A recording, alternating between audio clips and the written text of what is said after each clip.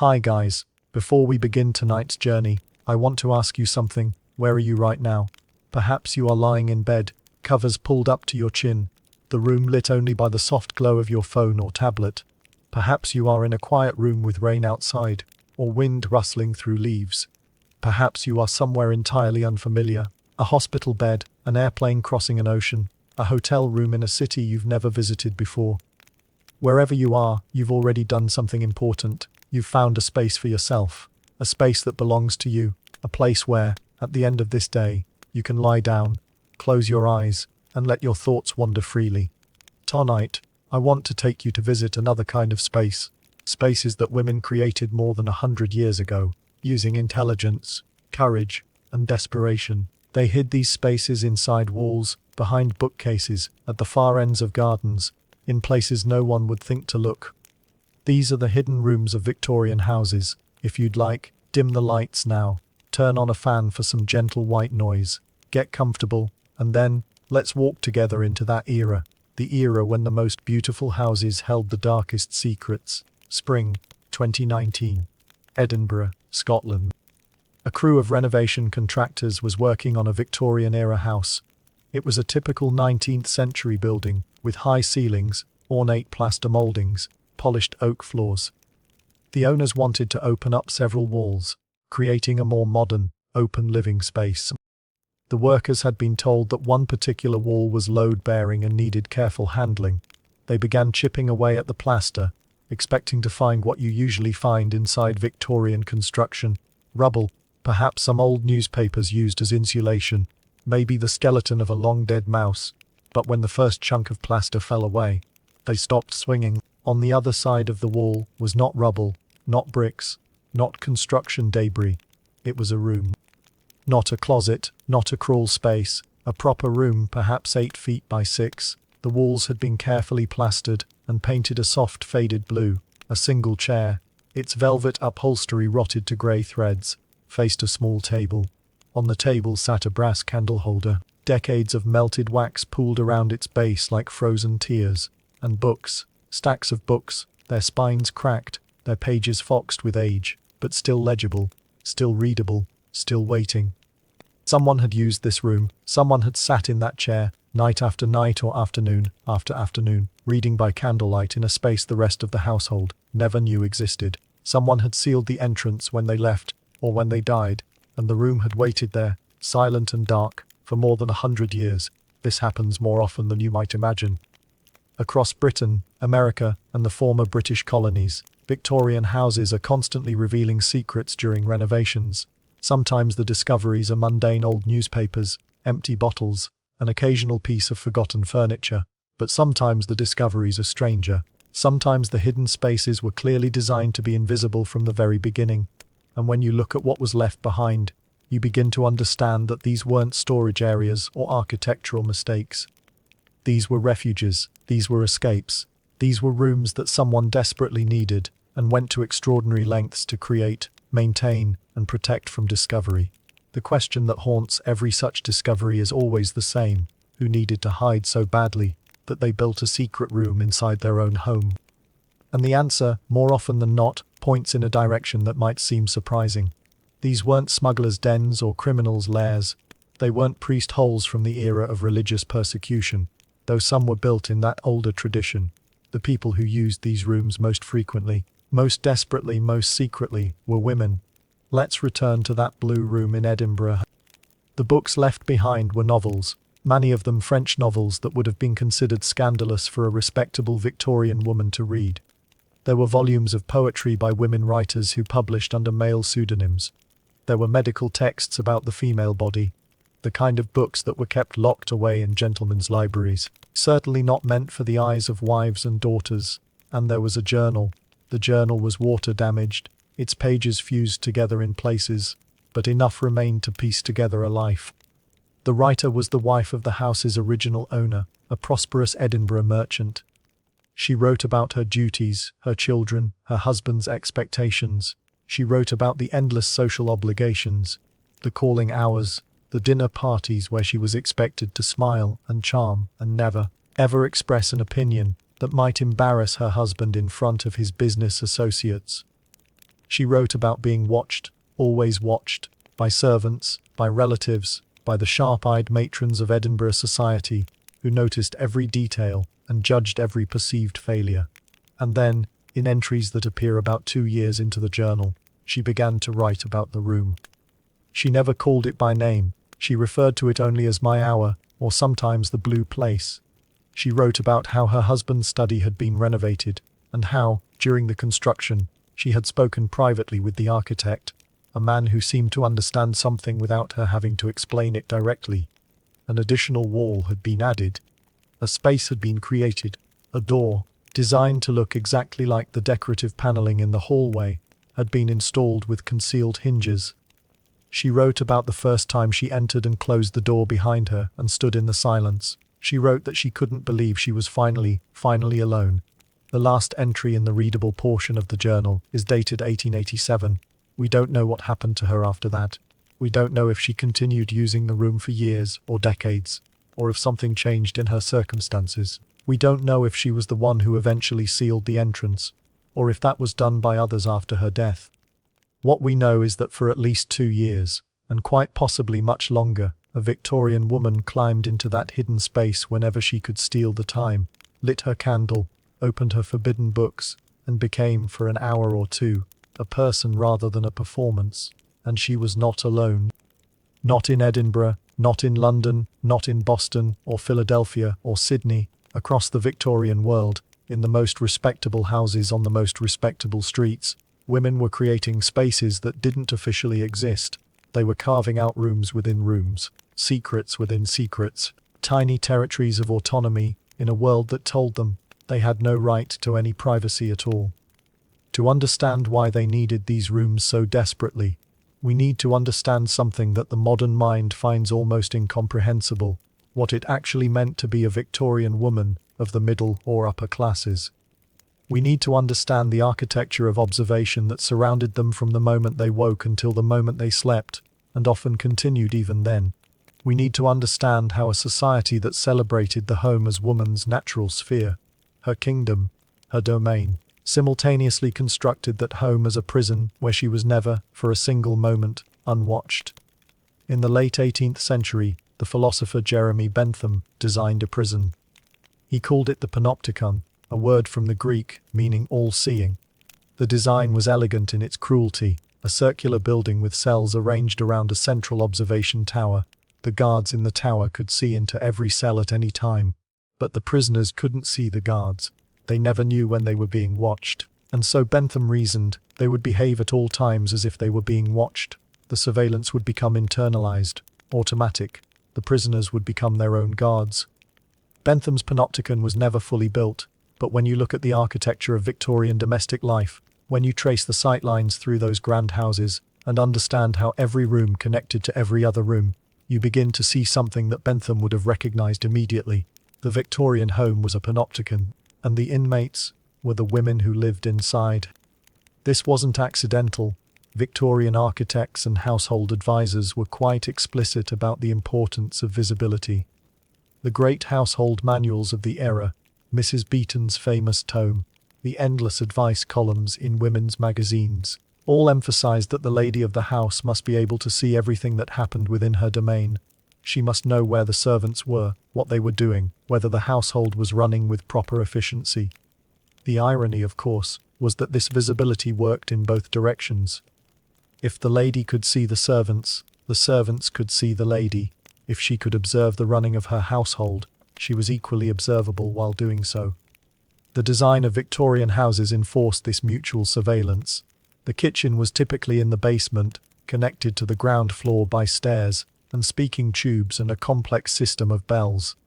This allowed the lady to summon servants without descending to their domain, but it also meant that sound travelled constantly between floors. The servants could hear quarrels in the dining room, weeping in the bedroom, the particular quality of silence that meant something was wrong.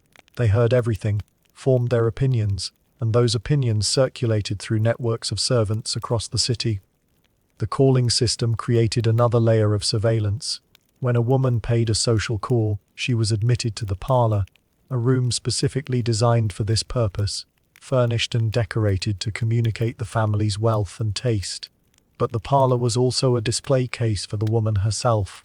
Her dress, her hair, her complexion, her demeanour, her conversation, all of it was evaluated during those 15-minute visits.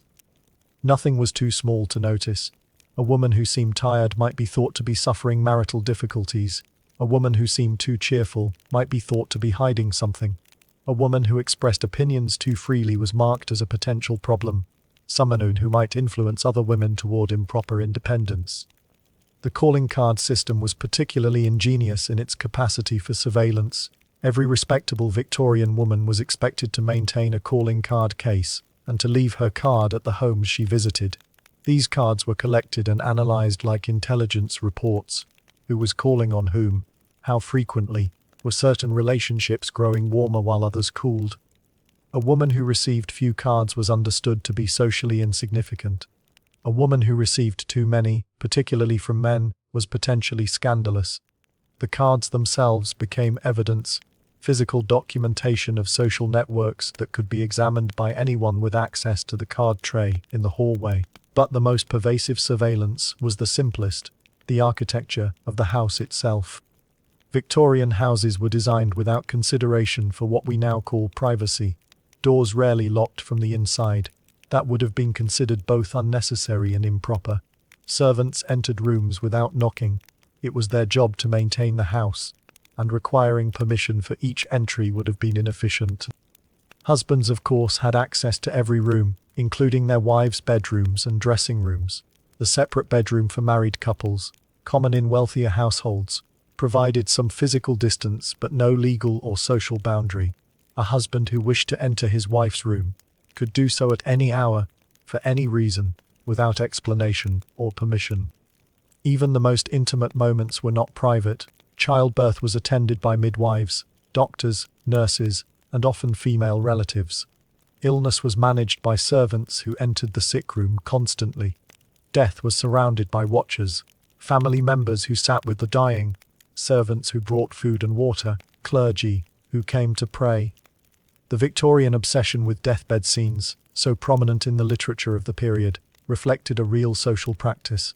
Dying was a communal event, witnessed and later discussed, with the dying person's words and behavior analysed for signs of spiritual readiness. For women, this lack of privacy extended even to the spaces within their own bodies. The Victorian medical establishment was obsessed with female physiology, and particularly with the hypothesis that women's reproductive organs were the source of most female illness. Hysteria, a diagnostic category so broad that it could encompass virtually any deviation from expected female behavior, was thought to originate in the uterus. The word itself comes from the Greek for womb. Doctors who treated hysteria claimed the right to examine women intimately, to make pronouncements about their physical and mental states, to prescribe treatments that ranged from the uncomfortable to the horrifying. Consider the position of a Victorian woman who was feeling depressed, or exhausted, or desperate for time alone. If she expressed these feelings, she might be diagnosed with a nervous disorder and subjected to medical intervention. The famous rest cure, developed by the American physician Silas Ware Mitchell and widely practiced throughout the English-speaking world, was specifically designed for women who seemed to be rejecting their proper domestic roles. The treatment was simple in theory and devastating in practice. Complete bed rest, often for months at a time. The patient was forbidden to read, to write, to engage in any mental activity. She was fed until she gained weight. Her body fattened while her mind starved. Visitors were restricted or prohibited entirely. The goal was to break down whatever internal resistance was causing the patient to deviate from proper feminine behavior, to empty her out so thoroughly that she would be grateful to return to her domestic duties. In the summer of 1887, a young woman named Charlotte Anna Perkins was losing her mind, at least, that is what the doctors told her, that is what her husband believed, and increasingly, as the weeks of her confinement stretched into months, that is what she was beginning to believe herself. She was 27 years old, recently delivered of a daughter, living in a rented house that her husband had chosen for its supposed restorative atmosphere. The house had large grounds, elaborate gardens, and on the top floor, a room that Charlotte came to know better than she knew her own face. It was a former nursery, with barred windows and stripped wallpaper, and a bed that was bolted to the floor. She was there, her husband explained, for her health. She was suffering from what the doctors called nervous prostration, a condition of exhaustion and anxiety that was particularly common among women and was best treated with rest, complete rest, rest so absolute that it would allow her shattered nerves to rebuild themselves. She was not to read, she was not to write, she was not to engage in any mental activity that might strain her depleted system. She was to lie in bed, eat the food that was brought to her, and sleep. When she couldn't sleep, she was to lie quietly and wait for sleep to come.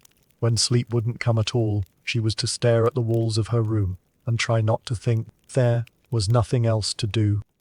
The windows were barred, and anyway, the view showed only the garden, which she wasn't allowed to visit. The door was usually open. Her husband believed in fresh air, but she wasn't allowed to leave. The room contained the bed, a chair, and a small table. Everything else had been removed. Stimulation, the doctors warned, could set back her recovery indefinitely. Better to create an environment of total blankness, total calm, in which her overwrought nerves could finally rest. And so Charlotte stared at the walls. At the wallpaper specifically, which was the only thing in the room that had any character at all. It was yellow, a smouldering, unclean yellow. She would later write, strangely faded by the slow-turning sunlight. The pattern was confusing, almost nauseating to look at directly, but she looked at it anyway because there was nothing else to see.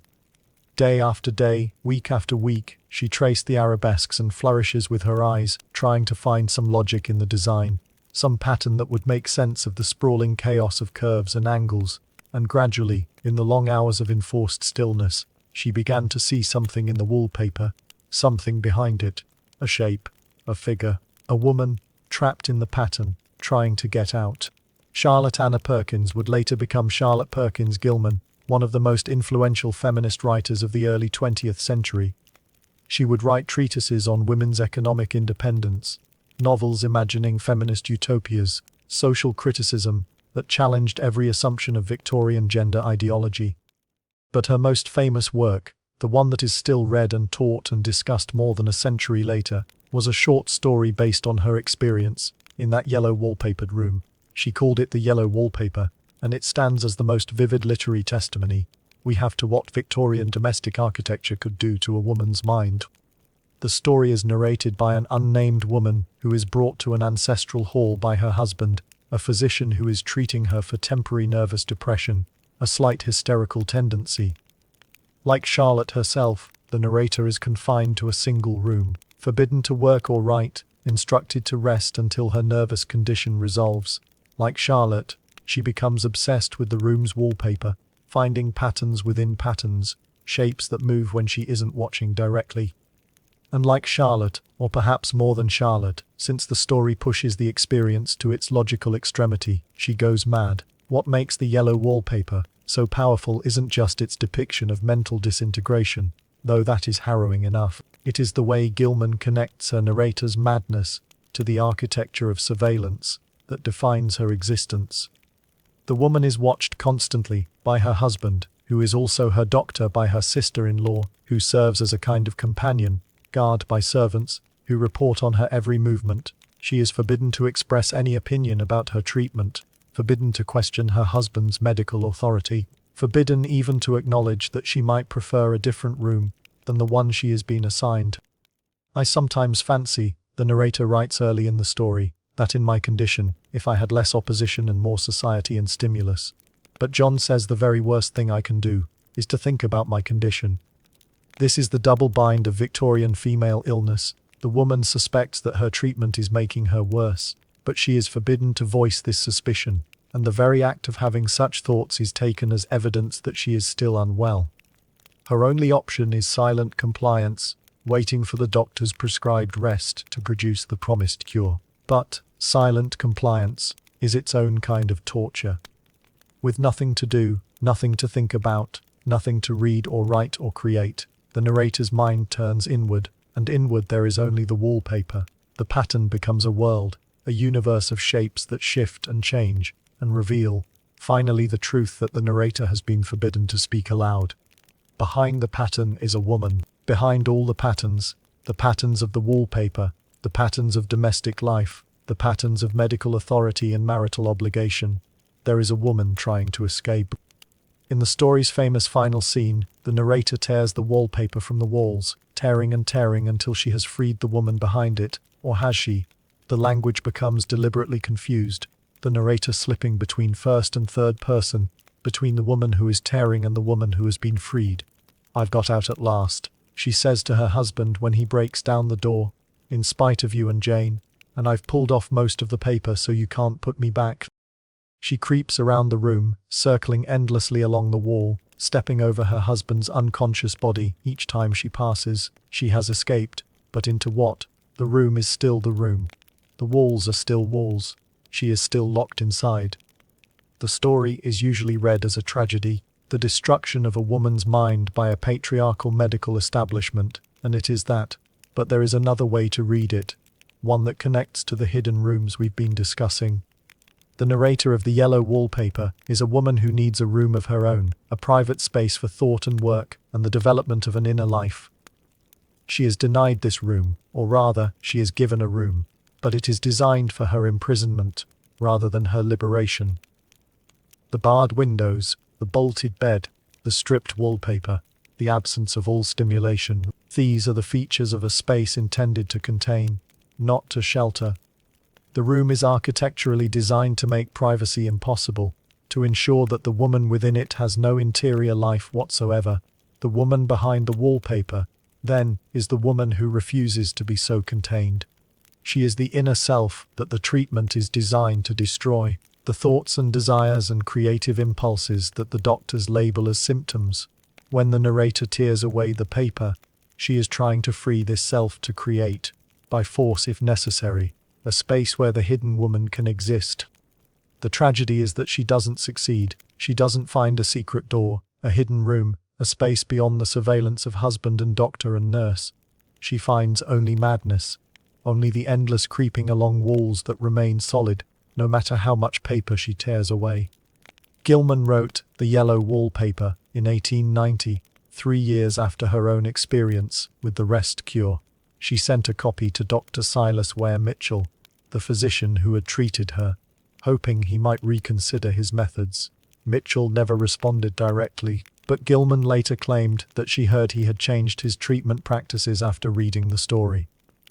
Whether this is true or not, the story itself became a crucial document in the long struggle against the medical pathologization of female independence.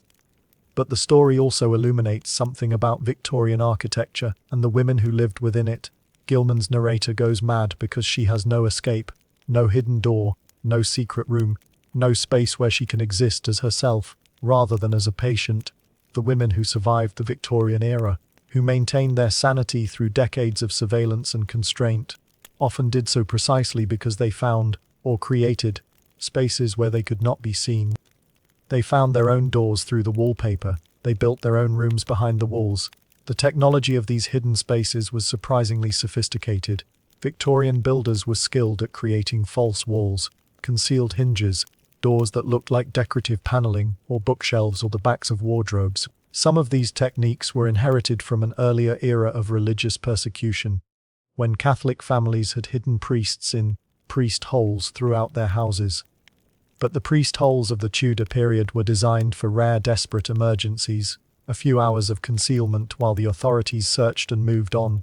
The hidden rooms of the Victorian period were designed for regular use, for daily or weekly retreats, for the long-term practice of secret life. Consider the engineering involved. A hidden door must open and close silently, or it will be heard by servants or family members in adjoining rooms. It must fit perfectly into its frame, with no visible seams or gaps that might attract attention. It must be operable from inside the hidden space.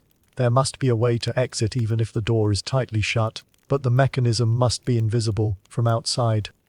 It must be in a location where someone could plausibly walk without their passage seeming unusual, near the staircase, perhaps, or in a hallway between rooms. And the space it conceals must be accessible without moving furniture, or disturbing any arrangement that servants might notice. We know from the rooms that have been discovered that Victorian architects solved these problems with considerable ingenuity. One common solution was the pivoting bookcase. which swung outward on a central hinge when the correct book was pulled or a concealed lever was pressed. The bookcase remained functional. It actually held books that could be removed and replaced, but one section of it opened to reveal a space behind. From outside the room, the bookcase looked perfectly ordinary. Thousands of people might walk past it over the years, without ever suspecting that it was anything other than what it appeared to be. Another solution was the panel door, designed to look exactly like the decorative molding that covered Victorian walls. The seams of the door aligned with the seams of the panels, so that even close inspection wouldn't reveal anything unusual. The door might be opened by pressing a specific point on the molding, or by lifting a decorative element that looked like a fixed part of the woodwork, or by inserting a special key into a hole disguised as a wood grain imperfection. These doors were essentially invisible unless you knew exactly what you were looking for. Still another approach was to use the servant passages that ran through many wealthy Victorian homes. These were the back hallways and staircases that servants used to move through the house without disturbing the family, carrying coal to fireplaces, emptying chamber pots, bringing trays to bedrooms. The passages were designed to be invisible to guests and minimally noticed by the family itself, but they also created opportunities. A hidden room might be built off one of these passages, accessible only through a door that was itself in a space where few people ever went. A woman who understood the architecture of her house could slip into the servant passage when no one was watching, and then into her hidden room beyond. The existence of these spaces has been confirmed by modern discoveries, but also by historical documentation. Some women kept records, diaries, letters, architectural plans that reference hidden rooms either directly or obliquely. Others passed down knowledge within families, creating oral traditions about great-grandmothers who had a room somewhere in the old house, though no one now living could say exactly where it was. Still others left physical traces that outlasted any written record: worn floorboards, smooth door handles, the particular patina that comes from years of use. There is a house in Boston, for instance, where a hidden room was discovered during renovation in the 1990s. The room was accessed through a false back in a built-in wardrobe, and it contained a small collection of furniture, a rocking chair, and a writing desk. On the desk were the dried remains of an ink bottle and a steel, nibbed pen. In the drawers were letters, hundreds of them. The letters were addressed to a woman in Philadelphia. They were love letters. They documented a relationship that had lasted for at least 15 years. A relationship that could never have been acknowledged in the public rooms of that Boston house, that would have destroyed both women if it had been discovered. The hidden room was where the letters were written, and apparently where some of them were received. There were letters from Philadelphia as well, their envelopes carefully preserved, their contents worn from repeated reading. We don't know how these letters traveled. We don't know how two women, separated by hundreds of miles in an era before easy travel, maintained a correspondence that had to be kept secret from their husbands, their families, their servants, everyone they knew. We don't know what happened to them in the end. Whether the relationship survived until one or both died, or whether it ended in some crisis that left these letters sealed away in a hidden room, never to be retrieved. What we know is that the room existed, that it served its purpose, that for at least 15 years it was the one place on earth where this woman could be fully herself, loving whom she loved, writing what she actually felt, keeping secrets that were hers alone. This is what the hidden rooms were for. Not escape from danger, in the dramatic sense, not smuggling or spying or hiding from literal persecution. They were escapes from something more pervasive, and in some ways more crushing, the impossibility of having any interior life at all, in a world designed to make women entirely visible, entirely accountable, entirely present for the needs of others. The surveillance of Victorian women wasn't malicious, in the sense that most of the people doing the watching didn't think of themselves as prison guards. The servants who observed everything were simply doing their jobs. The relatives who monitored behavior were expressing love and concern. The husbands who entered bedrooms without permission were exercising their legal and social rights. The doctors who prescribed rest cures were trying to heal their patients. The callers who analyzed every detail of dress and demeanor were maintaining the social fabric that protected everyone, women included, from chaos and disorder. But the effect was the same whether the intent was benevolent or not. A woman who was constantly watched could never develop the kind of private self that is created in solitude, the self that thinks its own thoughts, forms its own opinions, makes its own choices about what to read and believe and desire. She could only ever be a social self, a performance, a character in a play written by others. And some women, the ones who found or built hidden rooms, refused to accept that this was all they could be. The rooms were small, they had to be, they were carved out of space that was supposed to serve other purposes, squeezed between walls or tucked into corners of the house where no one would think to look. They were often dark, lit only by candles that couldn't be burned too long without depleting stores that might be noticed. They were usually cold in winter and stuffy in summer, because heating and ventilation would have required connections to the main house systems that might reveal the hidden space.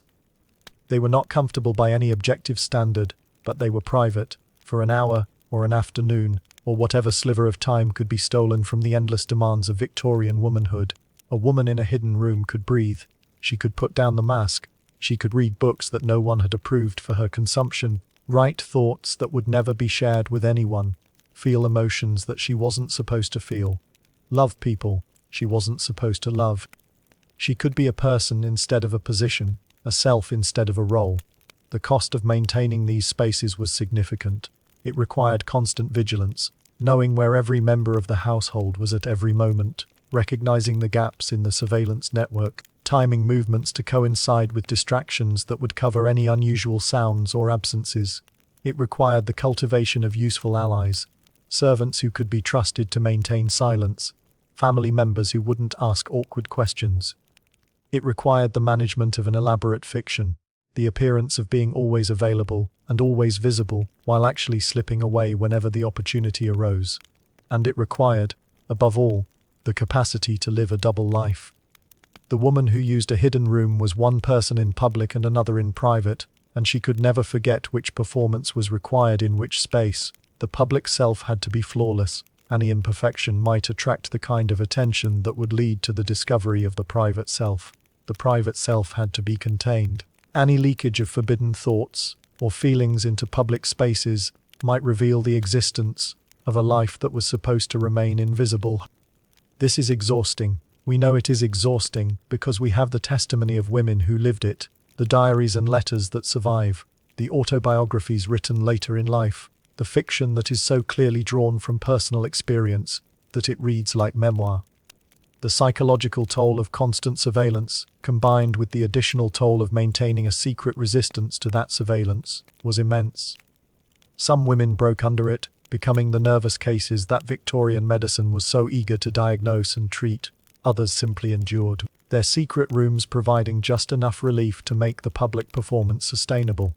But some women, a remarkable number, given the obstacles, did something more. They used their hidden rooms not just for survival, but for creation. Let me tell you about a bookcase. Not any bookcase, a specific one, in a specific house, built in 1847, for a family whose name has been lost to history, but whose secrets survived in oak and velvet, and the titles of books that no respectable Victorian woman was supposed to read. The house stood in Kensington, in a row of elegant townhouses that still exist today, though they've been converted into flats, and the original interiors have been modified beyond recognition. The bookcase stood in the morning room, the small parlour, where the lady of the house was expected to write her correspondence and manage household accounts. It was a handsome piece, floor to ceiling, with glass-fronted doors and elaborate carved mouldings that matched the rest of the room's woodwork. For nearly 150 years that bookcase held unremarkable books, the kind considered appropriate for a lady's private space, volumes of sermons, bound collections of household hints, novels by approved authors, suitably moral in their conclusions, poetry by Tennyson and the Brownings, nothing that would raise an eyebrow, nothing that would suggest anything improper about the woman who owned them. Then, in 2004, the building was being converted into luxury flats, and the developers decided to remove the bookcase as part of their renovation. It was beautiful, certainly, but impractical for modern living, too large for the rooms as they were being reconfigured. They hired a specialist firm to dismantle it carefully, hoping to sell it to an antique dealer. The specialist, a woman named Elizabeth, had been taking apart Victorian furniture for 20 years. She knew the construction methods of the era intimately, the hand-cut dovetails, the wooden pegs, the particular ways that joiners had hidden their mechanisms. and as she began to remove the bookcase from the wall, she noticed something odd. The back panel was too thick. It should have been a single sheet of oak, perhaps half an inch. This one was closer to 3 inches. She assumed at first that it was reinforcement, something added later perhaps to support the weight of books against a wall that had shifted. But when she looked more closely, she found hinges, concealed hinges designed to be invisible unless you knew exactly where to look. The thick back panel wasn't a single piece at all. It was a door. Behind the bookcase was a room. Not large, perhaps 5 feet by 8, but carefully finished with plastered walls painted a soft green now faded and peeling. There was a chair, its cushion rotted to threads. A small table with a candle holder. A tiny stove, cold for over a century, with a chimney that must have connected to the main house's flue system in a way that no one had ever noticed. And there were books. Hundreds of books stacked on shelves that lined the walls of the hidden room, crammed into every available space. Books in French and German and Italian. Books that had been banned in Britain. Books about anatomy and medicine. Books about philosophy and politics. A complete set of Mary Wollstonecraft's works. Novels by French writers whose work was considered so scandalous that English translations hadn't been attempted. Texts on women's rights, on marriage reform, on the injustices of the legal system. These were the books that had been hidden behind the respectable books in the visible bookcase. These were the books that the woman of the house had been reading in secret, in a room that no one knew existed, by candlelight and the warmth of a concealed stove. These were the books that would have destroyed her reputation if they had been discovered. That would have marked her as a radical, a dangerous woman, a corrupting influence on her children and her household. We don't know who she was. The house had passed through multiple owners, and the original records are incomplete, but we can piece together something of her life from the books themselves. She was educated. The foreign language volumes suggest fluency in at least 3 languages, which was unusual even among well-educated Victorian women. She was interested in politics, in philosophy, in the emerging debates about women's position in society. She was careful. The room had been constructed with elaborate attention to secrecy, and the books showed signs of being handled frequently but hidden quickly. And she was angry. That comes through in the marginalia, the notes she left in the margins of her books. She argued with the authors, agreed with them, pushed their ideas further. She wrote, yes, and exactly, next to passages about women's right to education, to property, to control of their own bodies. She wrote lies and nonsense next to passages defending the existing order. She was thinking, constantly thinking, wrestling with ideas that had no place in her drawing room conversations. The room behind the bookcase was where she did this thinking. It was where she became, for an hour or an afternoon, a person with opinions rather than a decorative adjunct to her husband's social position. It was where she read what she wanted rather than what she was supposed to read, thought what she wanted rather than what she was supposed to think, became the woman she actually was rather than the woman she performed for the visible world. She was not unique. Across Victorian Britain and America, women were building hidden libraries, collections of forbidden books concealed in hidden rooms, in false bottom trunks, in secret compartments built into furniture. The impulse to read widely, to read freely, to read what was not approved for female consumption, was so strong that women risked social destruction to satisfy it. The books themselves tell us what they were hungry for. Medical texts, especially texts about female anatomy and reproduction. In the official Victorian view, women weren't supposed to know about their own bodies.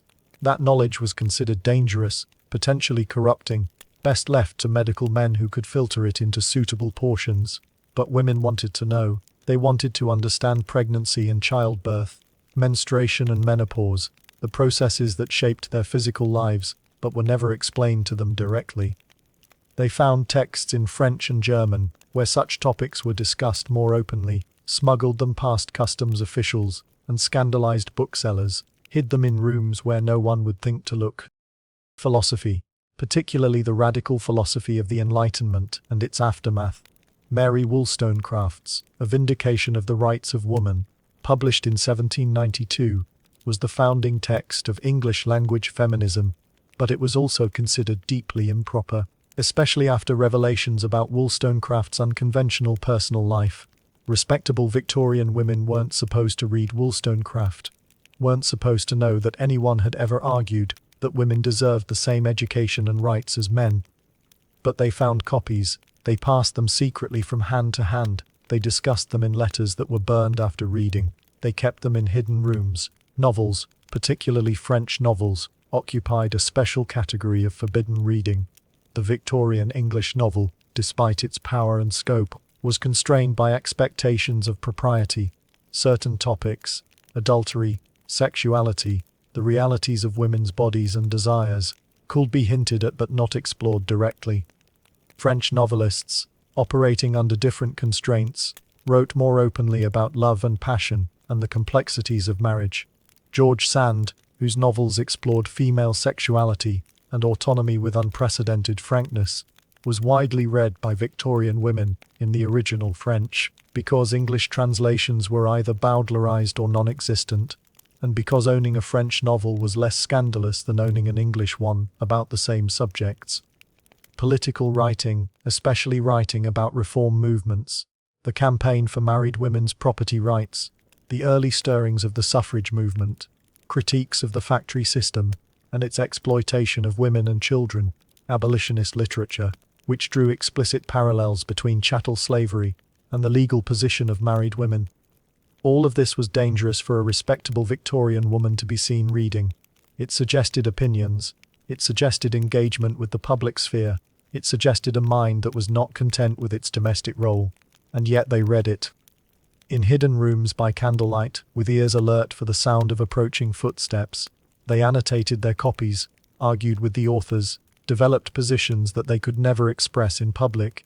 They created, in secret, the intellectual foundation for changes that wouldn't come for decades, changes that they knew they wouldn't live to see, but that they helped to make possible by simply reading, thinking, refusing to accept that their minds were not their own.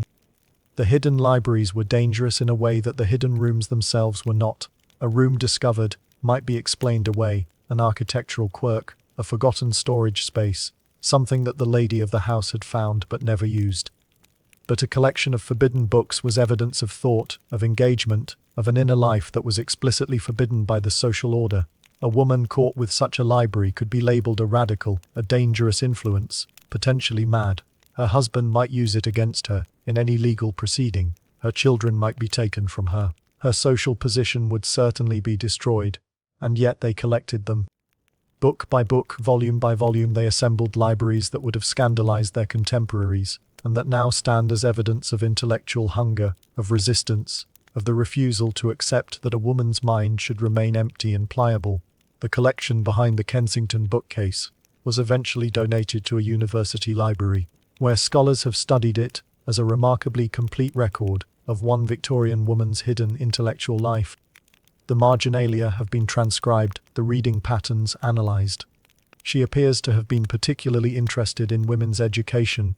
Her copy of Emily Davies's writings on higher education for women is heavily annotated, and in the legal status of married women, she seems to have followed the debates over the Married Women's Property Acts with close attention, marking passages and adding her own commentary.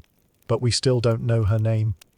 The bookplate that might have identified her had been removed from every volume, apparently torn out deliberately before the books were sealed in their hidden room.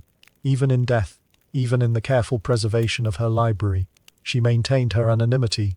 Perhaps she feared that the collection might someday be discovered and connected to her descendants. Perhaps she simply didn't want anyone to know, even after she was gone.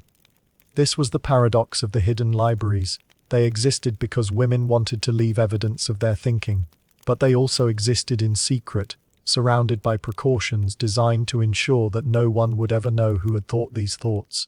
The books themselves were a statement. I read, I thought, I had opinions, but the anonymity was equally a statement, and I knew better than to let anyone find out. There were other hidden libraries, other secret collections. Some have been discovered, found during renovations, or revealed when estates were settled and locked rooms were finally opened, or stumbled upon by curious descendants exploring old houses. Others have been destroyed, burned by families who understood what they were and wanted to protect a dead woman's reputation. or discarded by people who didn't realize what they had, or lost when buildings were demolished. We know about the libraries that survived, but we can only imagine how many didn't. How many collections of forbidden books were fed to fires, their pages curling and blackening, while generations of careful reading were erased. How many hidden rooms were sealed more thoroughly, their contents rotting unseen while the houses above them were sold and resold and eventually torn down. How many women's intellectual lives, their arguments, their annotations, their carefully developed opinions, were lost forever. The surviving libraries are precious precisely because they're rare.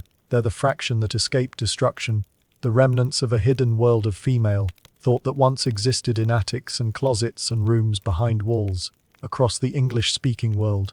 If you are lying in the dark right now, perhaps with a book of your own nearby, or a phone full of books, which amounts to the same thing, you might think about what it would mean to have your reading controlled. To be told which books were suitable for you and which were not.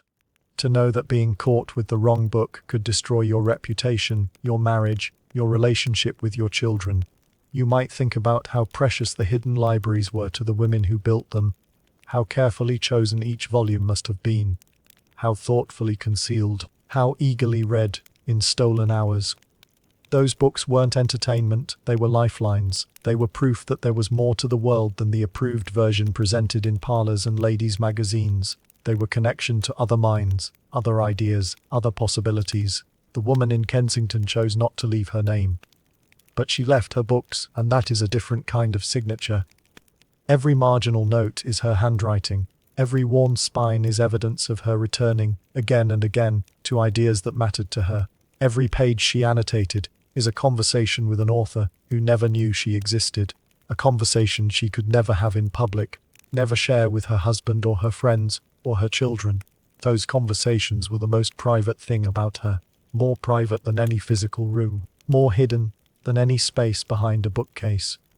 The room was just the container, the books were the content, the thoughts she thought while reading them, the arguments she developed, the opinions she formed, the person she became in that secret space. Those were the real hidden room. And those preserved in marginalia and worn spines, and the particular selection of volumes she chose to keep, are what survived. There was a woman named Hannah, though that wasn't her real name. We don't know her real name. The records that might have preserved it were destroyed long ago, and the oral history that kept her memory alive for generations eventually faded as families dispersed, and stories were forgotten. But there was a woman, and for our purposes we'll call her Hannah, and she was a lady's maid in a great house in Yorkshire, in the 1870s. Hannah knew things. That was part of her job in a sense. A lady's maid was expected to know her mistress's moods, preferences, habits, needs. She knew when the lady was unwell, when she was upset, when she had quarrelled with the master. She knew the contents of the lady's wardrobe, the state of her finances, or at least the finances the lady was permitted to control, the letters she wrote and received. A good lady's maid was supposed to be invisible and omniscient, a silent presence who anticipated needs before they were expressed. But Hannah knew more than that. She knew about the room behind the lady's dressing room, accessible through a panel in the wall that looked exactly like every other panel. The room that contained a writing desk, a comfortable chair, a small collection of books that were definitely not the books in the lady's official bookcase downstairs. The room where the lady went, sometimes for an hour, sometimes for an entire afternoon, while Hannah stood guard in the dressing room and turned away anyone who came looking. Hannah never spoke about this room, not to the other servants, not to the master, not to anyone. When the lady died, Hannah was the one who sealed the room, moving the panel carefully, making sure the join was invisible, removing any trace of frequent use that might attract attention. When Hannah herself died, decades later, the room was forgotten. It was only discovered in the 1990s, during a renovation, when workmen found the space that should have been there, but wasn't, and followed the anomaly until they found the hidden door. The servants who kept secrets were essential to the hidden room phenomenon. Without them, the rooms would have been discovered almost immediately. A woman might design a hidden space with her architect, might build it into her house, might furnish it with all the comforts she couldn't have elsewhere, but she couldn't hide her absences from the household staff. Someone would notice that she disappeared for hours at a time. Someone would wonder where she went. someone would talk, unless, of course, someone else was keeping watch. The relationship between Victorian women and their servants was far more complex than the simple hierarchy of employer and employed. In wealthy households, the lady's maid and the lady often spent more time together than the lady spent with anyone else, including her husband. The maid dressed her mistress, helped her bathe, styled her hair, knew the intimate geography of her body and its changes over time. She was present for illnesses and pregnancies and the private moments of grief and joy that were hidden from the rest of the household. She was, in a sense, the most intimate witness to a woman's life. This intimacy could be a form of surveillance, the maid reporting to the master, the household staff, passing gossip through networks that spread across the city. But it could also be a form of alliance. The maid who knew her mistress's secrets might choose to keep them, not from any abstract sense of loyalty, but from something more practical, the recognition that her own position depended on her mistress's goodwill, that they were both, in different ways, confined by the same household, that their fates were intertwined. Hannah kept the secret of the room because her mistress asked her to, and because, perhaps, she understood something of what it meant. She was a servant in a great house, with almost no privacy of her own. Her room, shared with another maid, could be entered at any time by the housekeeper. Her letters were subject to inspection. Her movements within the house were constrained by elaborate rules about which spaces servants could occupy, and when. She had even less freedom than her mistress. In many ways, but she understood the need for freedom. She understood what it meant to have a space, however small, that was genuinely one's own. The complicity of servants in their mistresses' hidden lives is documented in diaries, letters, and oral histories. Sometimes the servants were actively involved, helping to design concealed spaces, purchasing forbidden books, carrying messages to and from people the lady wasn't supposed to know. Sometimes they were passively complicit, turning a blind eye, not asking questions, conveniently forgetting to mention where the mistress had been that afternoon. Either way, they were essential to the maintenance of hidden rooms and hidden lives.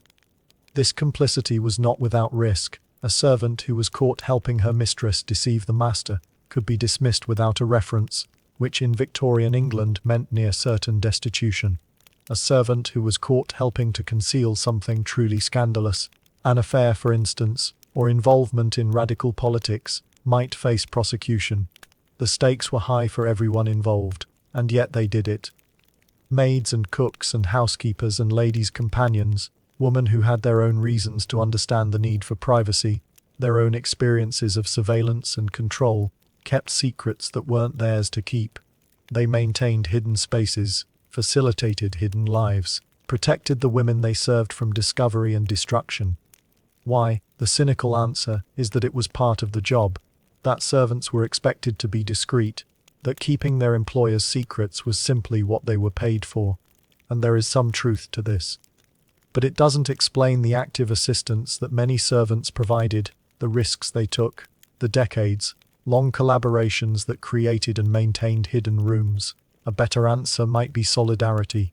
The women who served in great houses were, in many ways, in the same position as the women they served, watched, controlled, confined by expectations they had no role in creating.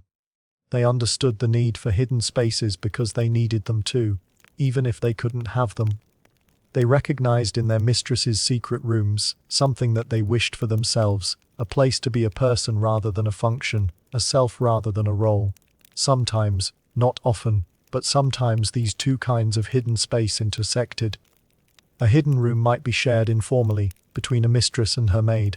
A space designed for one woman's secret reading might become a space where both women read together, or where the maid was allowed to rest, while the mistress worked, or where conversations could happen that were impossible in the public rooms of the house.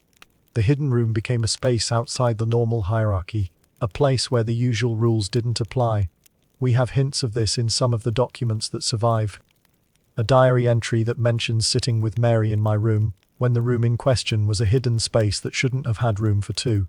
A letter that describes conversations with a servant that could only have happened in private, away from the ears of other household members. An inventory of a hidden room's contents that includes items a particular style of tea, a blanket, a cushion, that seemed designed for more than one person's comfort. These hints suggest something more than the simple keeper of secrets relationship we usually imagine.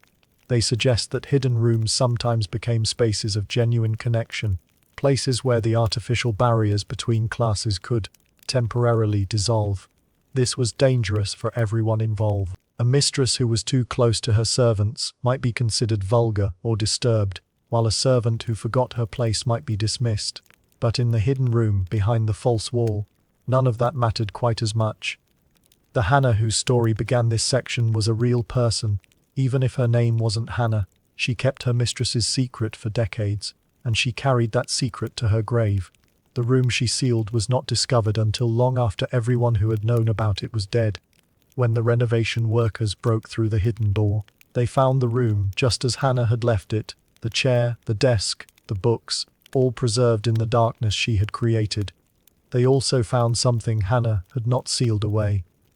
In the desk was a drawer, and in the drawer was a small bundle of letters, tied with faded ribbon. The letters were not from the mistress to some illicit correspondent, as the workers initially assumed. They were from the mistress to Hannah, and they were love letters. We don't know what kind of love these letters documented. Victorian women often wrote to each other in language that sounds romantic to modern ears but was considered normal for close female friendship at the time. But some of the letters were different. They described physical affection in terms that couldn't be mistaken for friendship. They used endearments that were clearly not platonic. They spoke of our room and our hours together in ways that made clear the hidden space was shared. The letters have never been published. The descendants of the family that owned the house chose not to release them, and they are now in private hands, seen only by a few historians who have described them in guarded terms. But their existence changes the story of the hidden room. It was not just a space where a wealthy woman escaped the surveillance of her household. It was a space where two women, separated by the rigid class structures of their society, found each other, where they could be together in ways that were impossible anywhere else, where their connection, whatever its precise nature, could exist without being monitored or judged.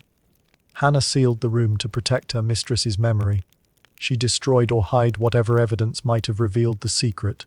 She lived the rest of her life without ever speaking about what had happened in that space, or who she had been when she was inside it.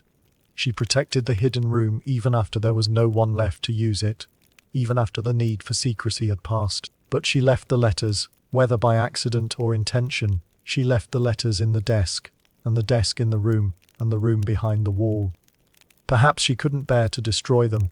Perhaps she hoped in some distant part of her mind that someday someone would find them and understand.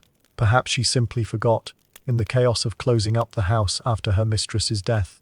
Whatever the reason, the letters survived. They're the only record we have of what that particular hidden room meant to the two women who shared it. They're the only voice we have from a servant who kept secrets for love as well as loyalty. As you drift towards sleep, think about the people who kept secrets for you. The friends who didn't ask questions when you needed not to explain. The family members who looked away at the right moment. The colleagues who pretended not to notice. We all depend on the discretion of others to maintain our private lives, to keep the parts of ourselves that we don't show the world safely hidden. The Hannahs of the Victorian world understood this. They were the keepers of secrets that weren't theirs, protectors of spaces they didn't own, guardians of lives they could never share publicly. They stood watch while their mistresses disappeared behind hidden doors, and they held the silence that made those disappearances possible. Without them, there would have been no hidden rooms. Without them, the architecture of escape that Victorian women built for themselves would have been useless, discovered, exposed, destroyed. The women who designed and used hidden rooms are the ones we usually remember when we remember them at all. But the women who kept those rooms hidden are equally part of the story. They were the wall behind the wall, the secret behind the secret. Let me take you outside the house now, into the grounds that surrounded it, the lawns and pathways, the carefully cultivated beds of flowers, the structures that dotted the landscape, like punctuation marks in a green sentence. Because hidden rooms weren't always indoors, sometimes the most secret spaces were the ones that existed in plain sight, disguised as something else entirely. In the corner of a garden in Hampshire, there was a building that everyone called the potting shed. It looked like a potting shed. It was positioned where a potting shed should be, near the kitchen garden, convenient to the beds that needed tending. It had the right shape, a modest rectangular structure, with a sloped roof, a single door, a window that was usually grimy enough to prevent clear viewing of the interior.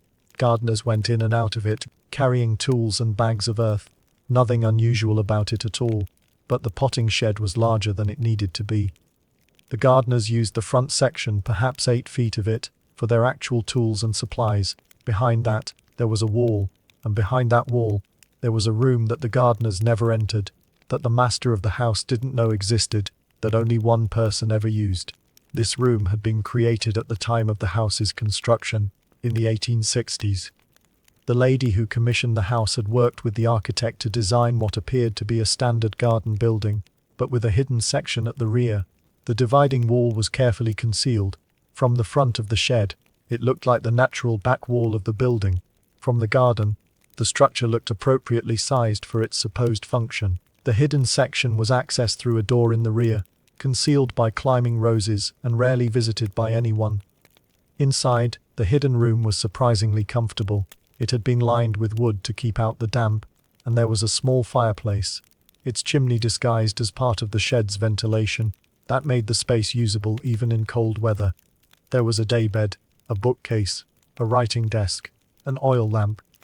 The window, which from outside looked as grimy as the one in the front section, was actually fitted with a special glass that let light in while preventing anyone from seeing clearly what was inside. The woman who had created this space used it for decades. She would leave the main house on the pretext of walking in the garden, proceed to the potting shed as if checking on something, and then slip around to the back and into her hidden room. She might stay for an hour, or for an entire afternoon. The gardeners, who had been chosen carefully and paid well, never commented on her visits. The household staff, who rarely ventured into the garden, never noticed her absences. She wrote in that room.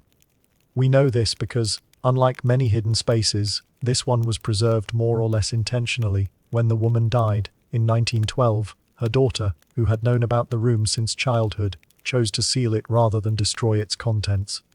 The daughter died in the 1950s, and her grandson, who inherited the house, either forgot about the hidden room or chose not to investigate it. When the property was sold in the 1990s, the new owners discovered the space during a survey of the grounds. Inside were the woman's papers, decades of writing that had never been intended for publication, journals, stories, drafts of novels that were never completed, letters that were never sent. She had been a writer, in secret, for most of her adult life.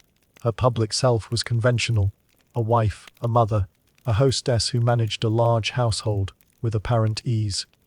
Her private self, the self that lived in the potting shed, was something else entirely, ambitious, creative, angry about the constraints that shaped her life, hungry for the kind of recognition that her society would never give to a woman of her class. She had shown some of her work to publishers using a pseudonym and a separate postal address. They had rejected it politely but firmly. The novels were too frank, they said. The perspectives were too unusual. The heroines were too independent, too critical, too unwilling to accept the proper endings that Victorian fiction demanded. She had kept writing anyway, in her hidden room, producing book after book that no one but herself ever read. Garden structures were particularly good locations for hidden rooms because they were less closely observed than spaces within the main house.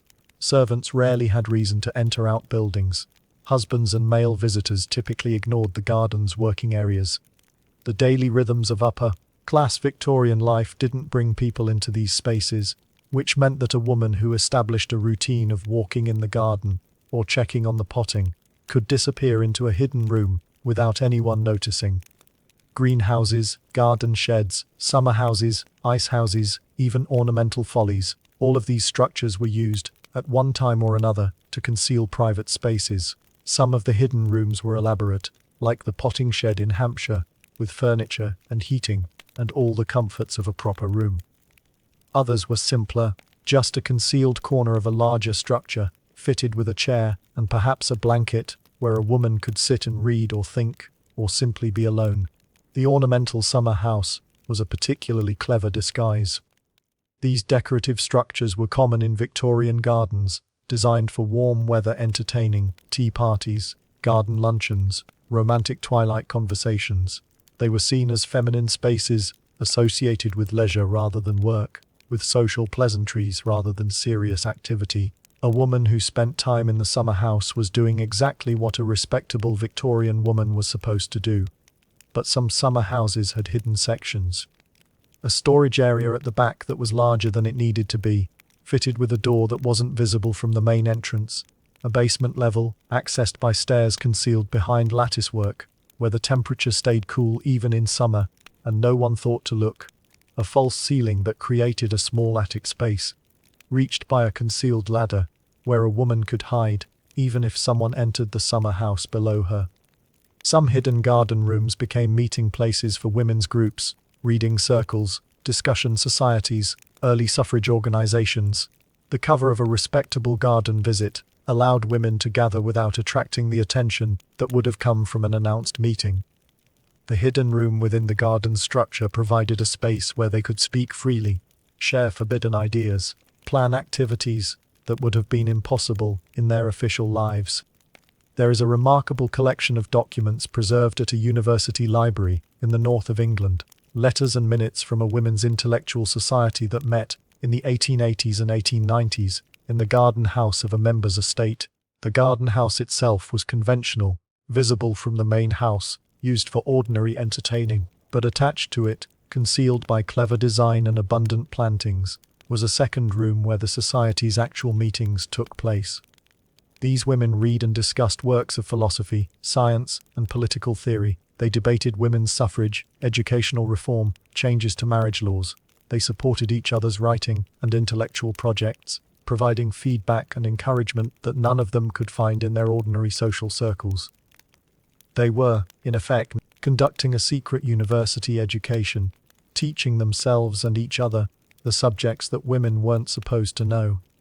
The minutes of their meetings are fascinating, not just for what they contain but for how they were kept. The official record, the one that might be shown to a husband or father who demanded to know what these meetings were about, described harmless activities, reading improving literature, discussing household management, practicing charitable works. The real minutes, kept in a separate book, recorded the actual discussions, debates about Darwin, analyses of parliamentary politics, critiques of Victorian sexual morality. Both sets of minutes were kept in the hidden room, in a cabinet that was designed to look like an ordinary cupboard, but that concealed a locked compartment. If the garden house had ever been searched, the official minutes would have been found, confirming the harmless nature of the meetings. The real minutes in their hidden cabinet would have remained secret. This doubling of records, one for show, one for reality, was common among women who maintained hidden lives. The garden was always a space of transformation in Victorian literature. The secret garden that heals the sick child, the garden party where social rules are momentarily suspended, the garden gate that leads to another world. Perhaps the hidden rooms in Victorian gardens were part of this tradition, portals to another kind of life, spaces where the ordinary rules didn't apply, places where women could become something they couldn't be anywhere else. The roses have grown over most of them now, the paths have been relayed, the structures have been rebuilt or removed. But somewhere, in some old garden that hasn't been too thoroughly modernized, there might still be a hidden room waiting, a door concealed by ivy, a basement beneath a summer house, a section of potting shed that no one has entered in 100 years. And if you found it, if you pushed aside the leaves and found the door and stepped inside, what would you discover? Perhaps nothing but dust and decay, perhaps a chair, still waiting, perhaps papers, their ink faded, but still legible, perhaps the trace of a woman who needed a room of her own and found it here, in the garden, hidden from everyone who thought they knew her. Among all the things that were hidden in Victorian houses, the rooms, the books, the journals, the meetings, the relationships, letters occupy a special place. Letters were the lifeblood of Victorian social life, the primary means of maintaining relationships across distance, the standard form of intimate communication, and letters, perhaps more than any other form of evidence, reveal what hidden rooms were actually used for. In the summer of 1889, a woman we'll call Margaret, because her real name is still protected by descendants who guard her privacy even now, more than a century later, was writing letters in a hidden room in her family's London townhouse. The room was in the attic, accessible through a panel in the ceiling of an unused closet, reachable only by a ladder that Margaret kept hidden behind old clothing. It was tiny, barely large enough for the chair, desk, and lamp that occupied it, but it was hers. And in it, she was writing to a woman, in Paris, named Sophie. The letters have survived miraculously because Sophie kept them all her life, and because Sophie's family, when she died in the 1940s, chose to preserve rather than destroy them. They are now held by a private collector who has allowed scholars to view them under strict conditions. Reading them is like stepping into a world that was supposed to remain invisible. Margaret and Sophie had met at a resort in Switzerland in 1887, when Margaret was on holiday with her husband and Sophie was travelling with her mother. They were both in their early 30s, both unhappily married, both desperate for something they couldn't name precisely but recognized immediately in each other. Their friendship was conducted entirely through letters. Sophie remained in Paris, Margaret in London, but the letters were so frequent, so intense, so clearly the most important thing in both women's lives, that they constitute a kind of ongoing conversation, interrupted only by the delays of international post. What did Margaret write about? Everything. Her marriage, which was loveless and frustrating. Her children, whom she adored but felt she didn't understand. Her reading, which was wide and voracious and entirely hidden from her husband. Her dreams, which were vivid and strange and seemed to her like messages from some other world. Her body, which she described in terms that would have shocked any Victorian reader who was not also writing such letters. And Sophie, always Sophie, in every letter. Longing for Sophie, remembering moments with Sophie, imagining future meetings that might never happen. Sophie's letters back were equally frank. She wrote about her work. She was an artist, working in a medium sculpture that was considered inappropriate for women, hiding her creations in a rented studio that her husband didn't know about. She wrote about Paris, which she experienced as both exile and liberation. She wrote about Margaret, whom she loved with an intensity that frightened her, in language that left no doubt about the nature of that love. These letters could not have been written in any ordinary space. Margaret's husband opened her mail. This was considered his right and duty as head of the household. Her correspondence was supposed to be conducted at a writing desk in the morning room, where anyone might glance at what she was writing. The letters she received were placed on a tray in the hallway, visible to any servant who passed by. But letters from Sophie arrived at a different address, a shop run by a sympathetic friend, who held them until Margaret could collect them on her weekly trips to the neighborhood. And Margaret's letters to Sophie were written in the attic room, sealed, addressed, and then carried by Margaret herself to a post office, where no one knew her name. The hidden room was essential to the hidden correspondence. Without the space to write freely, Margaret couldn't have written at all. The letters span nearly 20 years, from 1889 until Margaret's death in 1908. During that time, the two women met in person perhaps half a dozen times, once in Switzerland again, twice in Paris. Margaret manufactured elaborate excuses for these trips, 3 times in London, when Sophie came to visit a relative who conveniently lived far from Margaret's neighborhood. Each meeting is recorded in the letters that preceded and followed it, anticipated with feverish excitement, remembered in precise and tender detail. But the letters themselves were the heart of the relationship. They were where Margaret and Sophie became themselves, became the women they couldn't be anywhere else. The hidden room made the letters possible, and the letters made the relationship possible, and the relationship was, by Margaret's own account, the only thing that made her life bearable. Margaret wrote to Sophie in 1893, "I cannot tell you what it means to have this 1 hour when I can speak truthfully. In every other moment of my life, I am performing. Even in sleep I am performing, because my dreams are constrained by what I allow myself to imagine. But here, in this letter, in this room that no one knows about, I can finally be the person I actually am, and that person loves you, desperately with everything she has." Sophie wrote back, "I know, I feel it too. The rest of life is a play in which I have been miscast. Every line someone else's words, every gesture required by a script I never saw. But when I write to you, I am finally the author of myself. What I feel is my own feeling. What I say is what I mean. You have given me that. Or rather, we have given it to each other. The letters are our country. The distance between us is our home. This is what the hidden rooms made possible, the creation of space where authentic selfhood could exist. The women who built and used these rooms were not simply escaping from surveillance. They were creating conditions for genuine life, for love and thought and creativity and connection. They were building alternative worlds inside the walls of the visible world, and populating those alternative worlds with relationships that the visible world would never have allowed. When Margaret died, suddenly, of a heart attack at the age of 52, Sophie received one final letter, written, apparently, just hours before Margaret's death. It contained no premonition, no farewell. It was an ordinary letter, discussing ordinary things, making plans for a summer meeting that would never happen. Margaret's last words to Sophie were about a book she was reading, a garden she was planning, a minor annoyance with one of her children. Sophie kept every letter.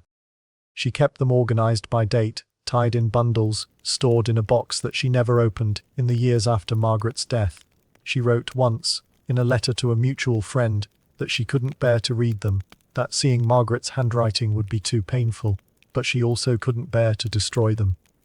They were all she had left of what she still called, decades later, the love of her life. The correspondence ended with Margaret's death. Sophie lived another 35 years, but she never wrote to Margaret again.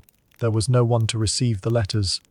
She kept all of Margaret's letters until her own death, and her family kept them after that, and now they're preserved in a collection that treats them with the reverence they deserve. But the real preservation happened in the writing.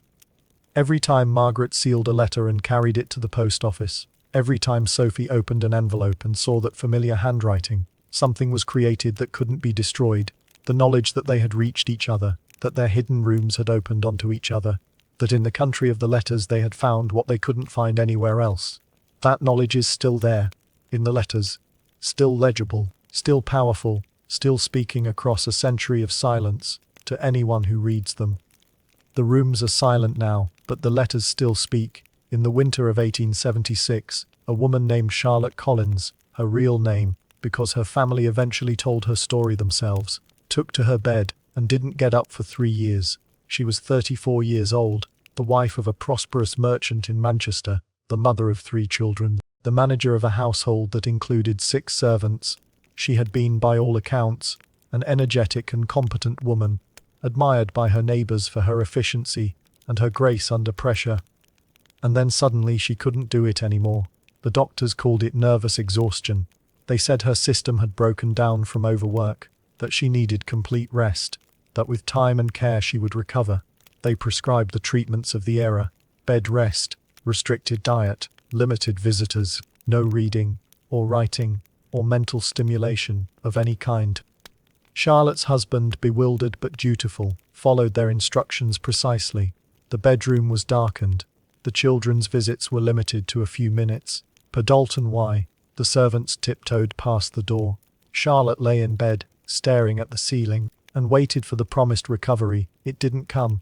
Months passed, and Charlotte didn't improve. If anything, she seemed to be getting worse, more withdrawn, less interested in the world, less able even to carry on the brief conversations that her treatment allowed. Her husband became increasingly desperate. More doctors were consulted, more treatments were tried. Nothing worked. And then, in the spring of 1878, something changed. Charlotte's husband was away on business, a trip that was supposed to last 2 weeks but extended to nearly a month. When he returned, Charlotte was out of bed, dressed, walking in the garden, apparently recovered. The doctors were baffled. Her husband was overjoyed. The servants were astonished. Everyone credited the gradual effects of the rest cure finally taking hold. Charlotte herself said nothing to contradict this interpretation. But there was another explanation, one that wouldn't emerge until years later, when Charlotte's daughter found her mother's diary hidden in a box at the bottom of a wardrobe, decades after Charlotte's death. The diary revealed that Charlotte had not been ill at all, not in any physical sense. She had been using the role of invalid to escape the demands that were destroying her. Her husband, though not cruel, was demanding. He expected her to manage the household with perfect efficiency, to entertain his business associates with perfect grace, to raise their children with perfect attention, while also being constantly available to him. Charlotte had tried to meet these expectations for more than a decade, and the effort had worn her to nothing. She couldn't do it anymore. but she also couldn't refuse. A wife who refused her duties was a scandal, a failure, potentially grounds for her husband to take legal action against her. So she became ill, not consciously, not deliberately, at least not at first. Her body simply stopped cooperating. She couldn't get out of bed, because getting out of bed meant facing another day of impossible demands. The doctor's diagnosis of nervous exhaustion was, in a sense, correct. She was exhausted, utterly exhausted, by the life she was expected to live. But something else happened during those 3 years in bed. Something that the doctors and her husband never knew about. Charlotte's bedroom connected to a small sitting room that was supposed to be part of her recovery suite. A place where she could sit quietly once she was well enough to leave her bed. The sitting room had a large wardrobe built into one wall, and the wardrobe had a false back that opened onto a tiny space perhaps 4 feet by 5, that had been created when the house was built, for purposes the original owners had never explained. Charlotte discovered this space about 6 months into her illness, when she was exploring the sitting room during one of the rare hours when no one was watching her. She had been by that point so starved for privacy, so desperate for any space that was not observed and controlled, that the discovery felt like a miracle. Here was a room that no one knew about. Here was a door she could close behind her. Here was freedom. She began using the hidden space immediately. At first she would only slip into it for a few minutes at a time, when she was sure the servants were occupied elsewhere. But gradually, as she learned the rhythms of the household, she became bolder. She would spend hours in the hidden room, leaving her bedroom door locked from the inside, the invalid's privilege, and ignoring any knocks by pretending to be asleep. In the hidden room, Charlotte read. She had been forbidden to read. The doctors said it would strain her nerves, but she smuggled books in anyway, hiding them in the wardrobe, reading by the light that filtered through a tiny window, which opened onto an air shaft, and was invisible from outside the house. She read novels, history, philosophy. She read newspapers, which her husband had been keeping from her because the news might upset her fragile constitution. She read everything she could get her hands on, making up for the years when she had been too busy with household management to read anything at all. And she wrote. She wrote the diary that her daughter would eventually find, recording her thoughts and feelings with a freedom she had never allowed herself before. She wrote letters to friends, to relatives, to correspondents she had lost touch with, that she never sent but that helped her clarify her thinking. She wrote stories, poems, fragments of memoir. She wrote herself back into existence as a person with an inner life, after years of being nothing but a function. The 3 years of supposed illness were, Charlotte wrote in her diary, the only 3 years of my adult life when I was permitted to think. The irony was savage. She had to pretend to be mentally incapacitated in order to have the space for mental activity. She had to be bedridden to be free. She had to be watched constantly by doctors, servants, a worried husband, in order to escape into the one space where no one could see her. When her husband's trip gave her a month of reduced surveillance, Charlotte made a decision. She would recover. She would return to her duties as wife and mother and household manager. She would resume the performance that had nearly killed her. But she would do it differently. She would maintain the hidden room. She would carve out time for herself, even within the constraints of her official life. She would never again let her inner life be completely swallowed by her outer one. I think I might have recovered more quickly, she wrote, if recovery had meant anything other than returning to precisely the life that broke me. But to recover was to resume my duties, and my duties were what I was recovering from. So I stayed ill. I stayed in bed. I stayed in this room that no one knows about, where I am finally able to be the person I actually am rather than the person they all need me to be. The diary doesn't tell us whether she succeeded. It ends around the time of her recovery, and we don't know if she kept writing in another journal that was later destroyed, or if she simply stopped. What we know is that she lived another 30 years, apparently healthy, apparently managing her household and her marriage with the competence for which she had always been admired. We know that she maintained the hidden room. Her daughter's discovery of the diary confirms that the space was still accessible, still furnished, still containing evidence of use. We know that whatever arrangement she made with herself, it worked well enough to keep her going until her death at 68. Charlotte Collins survived because she had a room where she could be herself. The illness that wasn't an illness was, in a sense, her body's way of demanding what her society would never give her voluntarily: privacy. rest, the space to be a person.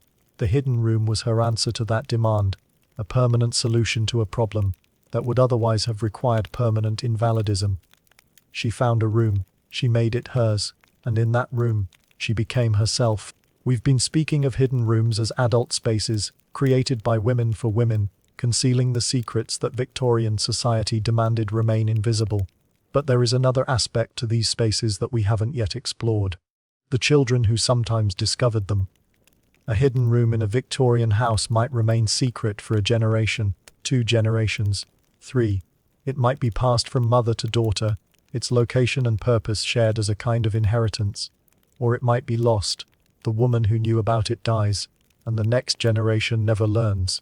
The room waits, behind its false wall, for decades or centuries, and sometimes it is a child who finds it. There is an account from the 1920s, written by a woman looking back at her childhood in the 1880s, that describes exactly such a discovery. She was 8 years old, playing in her grandmother's house in Bristol, exploring rooms and closets, and the fascinating clutter of an old building. She found a panel that moved.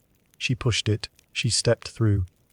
"I remember the smell first," she wrote. "Old paper, old fabric, something sweet that might have been lavender or might have been imagination. The room was tiny, much smaller than my own bedroom, but it was complete. A chair, a table, a little stove that hadn't been lit in years. Everything was dusty, but you could see that someone had used it. Someone had sat in that chair, someone had written at that table. The inkwell was still there, dried to nothing, but the quill was still beside it." The girl didn't tell anyone what she had found. She understood, even at 8, that this was a secret, that it had been hidden for a reason, that the person who had used it hadn't wanted it to be known. She went back again and again, slipping through the moving panel whenever she had the opportunity. She didn't disturb anything. She just sat in the chair, in the space that had been someone else's private world, and felt the presence of whoever had been there before her. Her grandmother died the following year. The house was sold. The hidden room was presumably discovered during whatever renovations the new owners undertook. Or perhaps it wasn't. Perhaps it is still there, waiting behind its panel for another curious child to push through. The girl, now an old woman, wrote about it in a memoir that was privately published for her family. "I have thought about that room all my life," she wrote. "I have wondered who sat there, what they wrote, what they thought. I have imagined a whole person, a whole life, based on nothing but an empty chair and a dried inkwell. And I have been grateful that whoever she was, she had that space, grateful that someone, once, was able to be alone." The literary tradition of the hidden room, from Frances Hodgson Burnett's The Secret Garden to C.S. Lewis's Wardrobe, draws on this reality. Children in Victorian and Edwardian fiction are constantly discovering spaces that adults have forgotten or never knew about. The genre speaks to something true.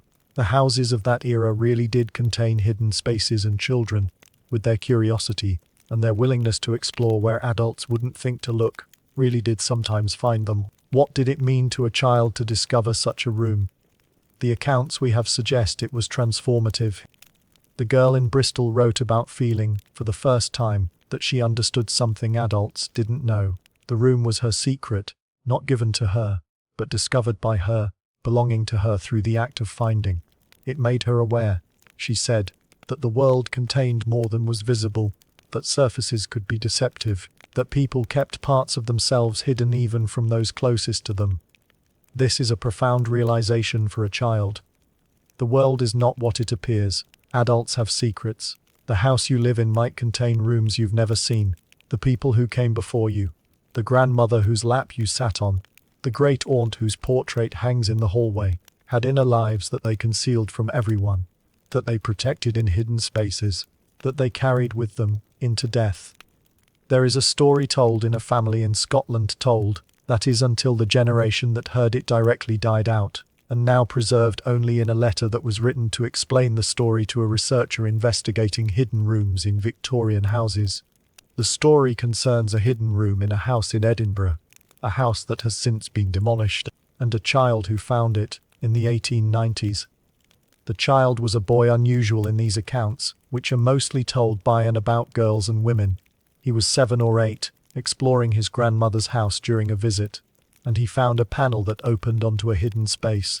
The room was small, he said, and very feminine, full of fabrics and cushions and a kind of softness that was absent from the formal rooms downstairs. There were books, and there was a writing desk, and there was a small portrait of a woman he didn't recognize. He showed the room to his grandmother. This was unusual. Most children in these accounts kept their discoveries secret, but he was young and excited, and didn't yet understand about adult secrets.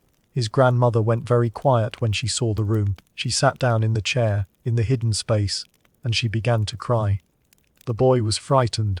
He thought he had done something wrong, but his grandmother held him, and told him that he had done nothing wrong at all. She told him that this had been her mother's room, her mother who had died 20 years earlier, before the boy was born. Her mother who had been, in the eyes of the world, a perfectly conventional Victorian wife and mother. Her mother who had kept this space secret, even from her daughter, her closest confidante, the person she loved most in the world.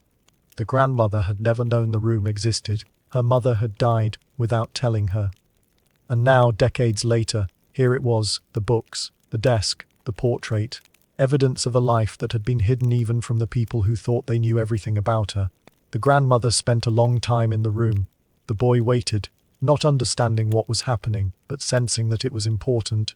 When she finally emerged, she told him that this would be their secret, that they wouldn't tell anyone else about the room, that it would be something between the two of them. He kept that promise for more than 70 years, until he told the story to his own granddaughter, who wrote the letter that preserved it. What was in the room? The letter doesn't say in detail. It mentions books, not the sort of books a respectable Victorian woman would own, and papers that the grandmother read and then destroyed, privately over the following days. It mentions the portrait, which was of a woman the grandmother didn't recognize, a woman who had clearly meant something to her mother, but whose identity was never explained. It mentions that the grandmother, after her initial shock, seemed almost joyful, happy to have discovered this aspect of her mother, happy to know that the woman she had loved had been even more interesting, even more alive, than she had ever suspected. The room was sealed after the grandmother's visit. She told no one about it, and when she died, the knowledge of its location died with her. The boy remembered its existence, but not exactly where it was. When the house was demolished in the 1960s, the hidden room presumably went with it, whatever remained of its contents, crushed and scattered with the rest of the building, but the story survived. The boy told his granddaughter told a researcher. The researcher mentioned it in an article that was read by other people interested in hidden spaces. The room is gone, but the knowledge that it existed persists. A thread connecting us back to a woman in Edinburgh who needed a room of her own and built one without telling anyone, not even her daughter, that it existed. The Victorian era ended, officially, in 1901, with the death of Queen Victoria. But the women who had lived through it didn't end, not the ones who survived anyway. They carried their memories into the 20th century, into a world that was rapidly changing, becoming in some ways less constrained, and in other ways constrained differently. And some of them, as they aged, began to remember the hidden rooms. There is a collection of oral histories gathered in the 1960s, preserved now at a university archive in the north of England, that contains interviews with elderly women about their memories of Victorian and Edwardian domestic life. The interviews were conducted by researchers interested in social history, in the everyday details of how people lived in the past. Most of the material is mundane descriptions of servants, meals, clothing, daily routines, but scattered through the transcripts are references to hidden spaces. A woman born in 1885, speaking at the age of 78, mentions almost in passing that her mother had a room behind the nursery. We weren't supposed to know about it, but of course we did. A woman born in 1892 describes, with evident emotion, finding her grandmother's hidden study after the grandmother's death and spending hours reading the books that had been concealed there. A woman born in 1888 speaks of her own hidden room, created when she was a young wife in the 1910s, maintained until her husband's death in 1952, still available to her even as she speaks. These are the voices of the women who remembered. They were children when the hidden rooms were created and used, or young women who inherited the tradition from their mothers and grandmothers. They saw the old world ending and the new one beginning, and they carried the knowledge of hidden spaces across the transition. What did they remember? The details vary, but certain themes recur. They remembered the secrecy, The understanding, absorbed from childhood, that some things were not to be spoken of.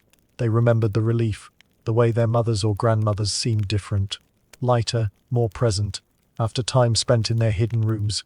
They remembered the books, always the books, the forbidden volumes that were read in secret and never discussed in public. And they remembered the loss, as the Victorian era ended and the constraints on women's lives began, slowly, to ease. The hidden rooms became less necessary. Women born in the 1880s and 1890s had options their mothers hadn't had: education, employment, eventually the vote. The need to create secret spaces was less acute. The elaborate concealment that their mothers had practiced seemed, to many of them, like a relic of an era they were glad to leave behind. Some of the hidden rooms were simply forgotten. The women who had known about them died, and their daughters, who had options their mothers hadn't had, didn't need or didn't want the secret spaces. The rooms were left behind, sealed or neglected, their contents undisturbed. Other rooms were deliberately destroyed. Families who discovered hidden spaces might choose to eliminate them rather than preserve them, knocking down false walls, opening up concealed areas, making the hidden visible. One woman born in 1889 spoke at length about her mother's hidden room. She had discovered it at age 12, and her mother, rather than being upset, had welcomed her into the secret. They had shared the room for the next 5 years, until the daughter married and moved away. Her mother had died in 1923, and the house had been sold, and the daughter had never learned what happened to the hidden room. "I think about it often," she said in the interview. "That little space behind the linen cupboard. We would sit there together, my mother and I, and she would read to me things she would never have read in the drawing room. And we would talk, really talk, about things that mattered, not the endless social chatter that filled the rest of our lives. It was the only place I ever knew my mother as a person, not just as my mother. And now it is gone. The house is gone. She is gone. And no one will ever know that room existed, except me. And soon I'll be gone too." This is the melancholy of the hidden rooms. They were designed for concealment, and they largely succeeded. They hid their occupants during their lifetimes, and then, often, they hid themselves after those occupants died. The secrets were kept so well that they were lost, not exposed, but forgotten. The women who spoke in the oral histories were the last witnesses. They had seen the hidden rooms, had used them, had understood their significance. They were the living links to a phenomenon that was already by the 1960s becoming historical. And they knew it. Many of them spoke with a sense of urgency, wanting to record what they knew before it was too late. "I don't know why I am telling you this," one woman said. "I never told anyone before, not my husband, not my children. It was my mother's secret, and then it was mine. But I am 81 years old. Someone should know. Someone should remember what it was like to need a room that no one else knew about. Someone should understand what it meant to my mother, what it meant to all of us who had to hide just to survive." The women who remembered are all dead now. The last of them passed away in the 1980s, taking with them the direct experience of Victorian hidden rooms. What remains are their words, recorded decades ago, speaking about experiences that were already decades old at the time of recording. The distance keeps growing. We are now further from the 1960s interviews than those interviews were from the Victorian era they described. But the rooms themselves, some of them, survive. They wait behind their hidden doors unchanged since the women who created them sealed them away. The oral histories describe what those rooms meant, how they were used, why they mattered. And occasionally, when a renovation breaks through a wall or a curious explorer finds a panel that moves, the rooms are discovered again. And the oral histories help us understand what we're looking at. The hidden rooms of Victorian houses were built to be invisible. Most of them have been found anyway, revealed by time and renovation and curiosity. But some remain hidden, some have kept their secrets, some are waiting still. In 2016, a family in Plymouth was renovating their Victorian home when their contractor noticed something odd about the measurements. The outside dimensions of the house didn't match the inside. A space was missing, roughly 6 feet by 8 feet, concealed behind what appeared to be a solid wall in the master bedroom. The contractor had seen hidden rooms before. They're common enough in Victorian houses that experienced workers learn to look for the signs. He found the hidden door, disguised as a decorative panel, accessed by pressing a particular piece of molding. and opened it onto a space that hadn't been entered in what appeared to be decades. The room was furnished, a small settee, its upholstery faded but intact, a writing desk with a chair, a bookcase, half filled with volumes that had been carefully chosen, novels, poetry, books about art and music. There was a window tiny and high that looked onto a light well invisible from the street. There was a carpet, moth-eaten, but still showing its original pattern of roses. And there was a journal, left open on the desk, as if its writer had stepped out for a moment and intended to return. The last entry was dated 1943. Not Victorian at all, but wartime.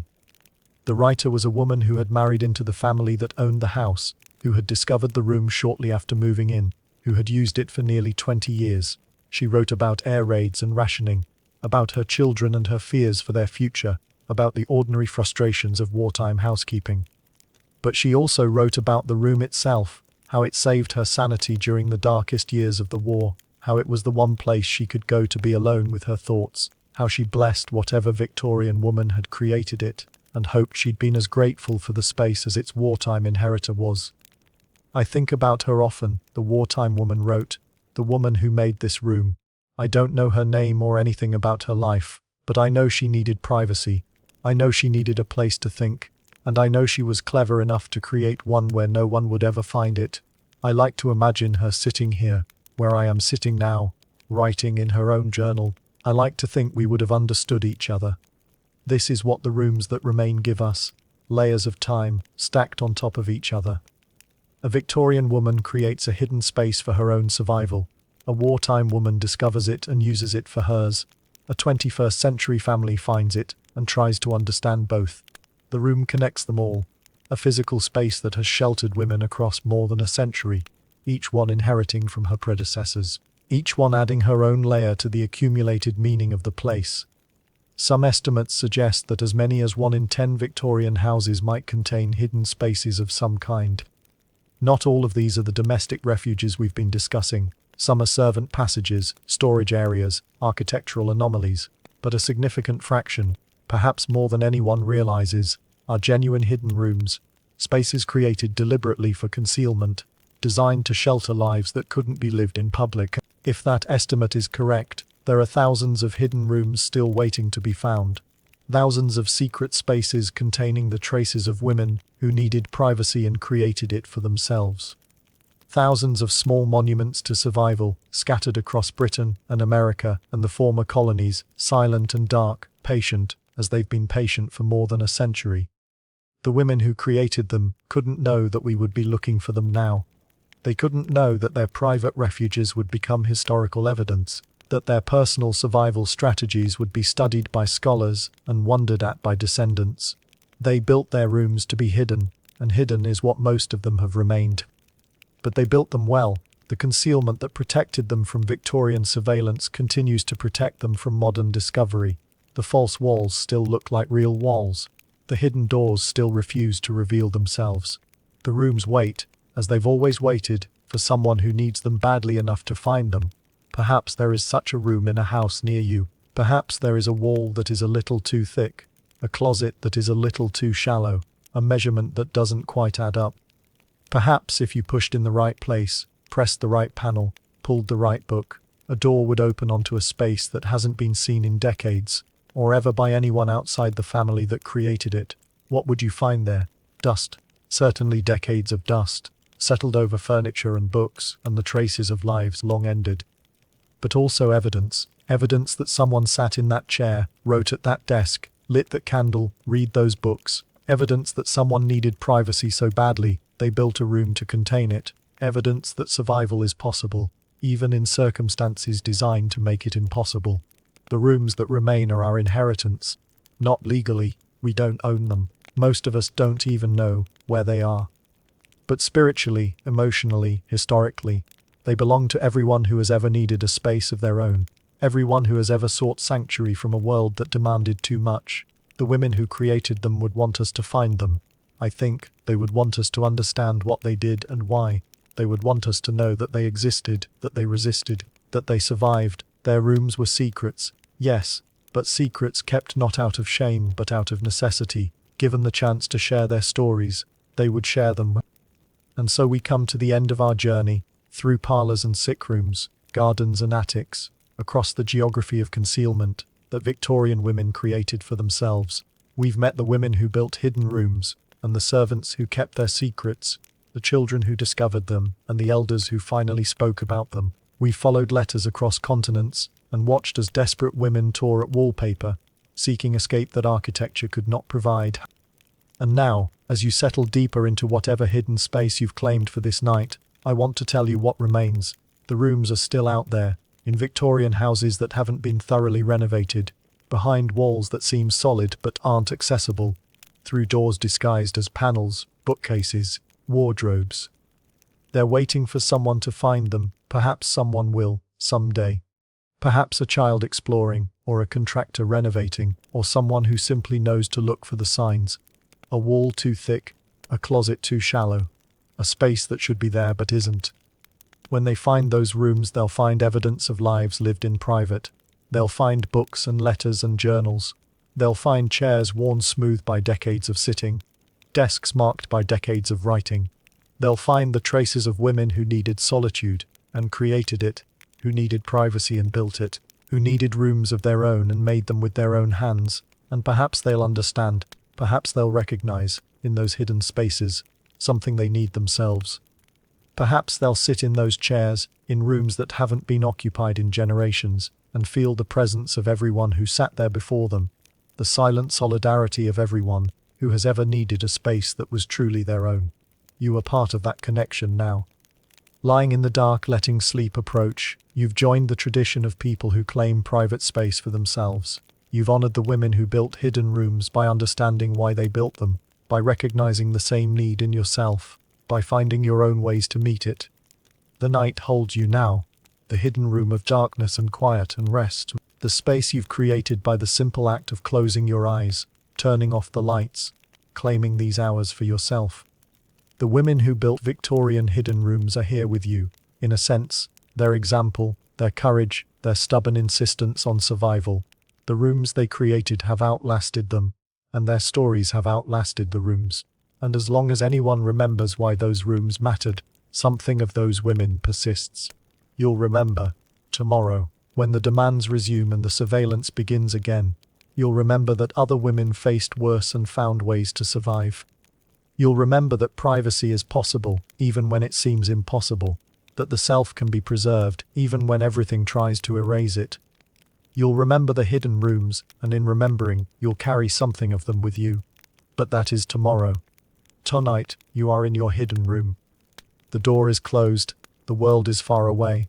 The women who built secret spaces a century and more ago are keeping you company in the silence, fellow travelers on the long journey toward rest. Let sleep come now. Let it take you into its own hidden room. The space of dreams where no surveillance can follow. Let it give you what the Victorian women sought in their concealed chambers. Peace, privacy, the chance to be wholly yourself without any witness at all. The hidden rooms of Victorian houses are still waiting, out there in the darkness, still keeping their secrets, still sheltering, in their way, the memory of women who needed them. And you, sheltered in your own darkness, at the end of this long night's journey through their world, you are keeping their memory too. You are the latest in a long line of people who understand what it means to need a room of your own. Sleep, now, rest deeply. And may your dreams be full of hidden doors that open onto spaces no one else has ever seen. Rooms that have been waiting, all this time, for you to find them. The women who built those rooms would want you to rest. They knew what exhaustion felt like, what it cost to keep performing, for a world that never stopped watching. They built their hidden rooms so they could finally rest, could finally exist without performing. You've stopped for tonight, you are resting, you exist right now, without performing for anyone. This is their gift to you, the knowledge that it is possible, the example of survival, the hidden rooms, and everything they meant. Carry it with you into sleep, carry it with you into tomorrow, and know that you are not alone in needing what you need, that women across centuries, across continents, have needed it too, and found it, and passed the knowledge on. The hidden rooms remain. The secrets are kept, and you in your own hidden room are part of the story now. Good night. Rest well. The women who built the secret rooms are watching over you. in whatever way the dead can watch. They know you understand. They know you are one of them. The hidden door closes softly behind you, the darkness is complete, and somewhere, in a Victorian house you'll never see, a room that hasn't been opened in 100 years keeps its patient vigil, waiting, as it has always waited, for someone who needs it. Perhaps someday, someone will find it. Perhaps they'll sit in the chair that has been empty for generations, and feel the presence of everyone who sat there before, and understand. But that is another story, for another night. Tonight you rest. The hidden rooms are keeping their secrets, and you in your own secret space are keeping the most important secret of all, that you exist, that you think and feel and dream, that you are a person, not a function, that you need a room of your own. And you found one. The night holds you. The story ends, but the hidden rooms remain. Always, they remain. Sleep now. You are home.